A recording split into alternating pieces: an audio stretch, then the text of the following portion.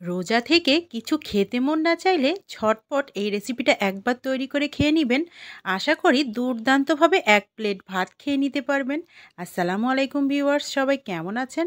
মহান রব্বুল আলামিন সবাইকে সুস্থ রাখুন, সেই দোয়া করে শুরু করছি আজকের দুর্দান্ত একটা রেসিপি। এখানে আমি কিছু লাল লাল কাঁচামরিচ নিয়েছি, তারপর কয়েকটা পেঁয়াজ মোটা মোটা করে কেটে নিয়েছি, আর কয়েকটা রসুন এভাবে কোয়াটা খুলে নিয়েছি। তো এখন চুলাতে একটা কড়াই বসিয়ে দিয়ে তাতে প্রথমে এই কাঁচামরিচ, লাল লাল কাঁচামরিচ, তারপরে পেঁয়াজ রসুন সবগুলো কাঠখোলায় ভেজে নিচ্ছি।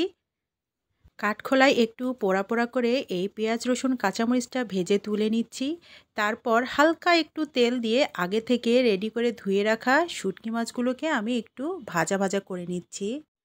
হালকা তেলের মধ্যে এভাবে একটু কড়াটাকে ভাজা ভাজা করে নিয়ে এটা নামিয়ে নিলাম। তারপর পাটাতে প্রথমে এই শুটকি মাছগুলোকে বেটে নিচ্ছি। আজকের রেসিপিটা কিন্তু লইট্টা শুটকি দিয়ে করেছি। দুর্দান্তভাবে শুটকিটা ধুয়ে পরিষ্কার করে তারপরে কাঠখোলায় ভেজে নিলাম। শুটকিটা বেটে নামিয়ে নিয়েছি। তারপরে এখানে যে কাঁচামরিচ ও পেঁয়াজ রসুন ভেজে রেখেছিলাম সেগুলোও বেটে নিচ্ছি। তার সাথে আমি আবার পরে কয়েকটা ৭ থেকে ৮টা শুকনা মরিচ ভেজে অ্যাড করেছি। কারণ শুটকি খাবো, ঝাল খাবো না, এটা তো হয় না, তাই না? এই দেখুন শুটকি মাছটা এভাবে বেটে নিয়েছি। তারপর পেঁয়াজ রসুন কাঁচামরিচ শুকনো মরিচগুলো সব সুন্দর করে একসাথে বেটে নিয়ে এবার সব উপকরণগুলোকে কড়াইতে সামান্য একটু তেল দিয়ে মিনিট ৫ আমি একটু ভেজে নিব। জাস্ট একটু ভাজা ভাজা করে নিব। এইভাবে এই শুটকি রেসিপিটা একবার খেলে আশা করি মুখে লেগে থাকবে সারা জীবন। এত টেস্ট হয়, এত টেস্ট হয়।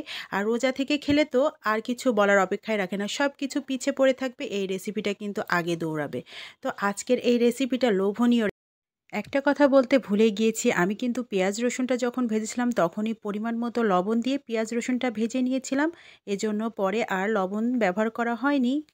তো আজকের এই দুর্দান্ত রেসিপিটা কার কার ভালো লেগেছে অবশ্যই কমেন্ট করে জানাতে ভুল করবেন না।